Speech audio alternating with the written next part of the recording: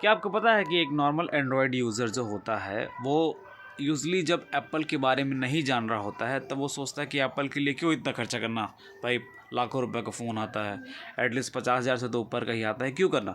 लेकिन जब एप्पल के बारे में वो जब जानता है, उसकी क्वालिटीज़ की नहीं बल्कि उसके रूल्स रेगुलेशन और उसके प्राइवेसी पर उसका जो स्टेबिलिटी होती है, तब वो एप्पल को ही लेना पसंद करता है।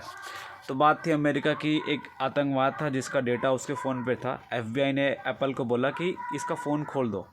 एप्पल ने साफ मना कर दिया कि मैं फ़ोन नहीं खोलूँगा, भले ही तुम कंपनी बंद कर दो। टिम कुक ने इसके लिए कहा, अगर हम एक आईफोन के लिए बैकडोर बनाएंगे तो सिर्फ FBI के लिए नहीं बल्कि वो हैकर्स के लिए भी खुल जाएंगे, जिससे हमारे एप्पल की प्राइवेसी हैक हो जाएगी।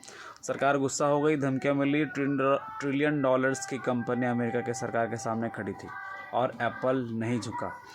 बात करें अपने इंडिया की, इंडियन यूजर्स को डेटा इंडिया में ही रखना है, गवर्नमेंट ने ऐसा बोला, एप्पल मान गया। एप्पल ने इंडिया पे डेटा सेंटर्स लगाए, लेकिन अब जो गवर्नमेंट थी वो सर पे चढ़ने लगी एप्पल के।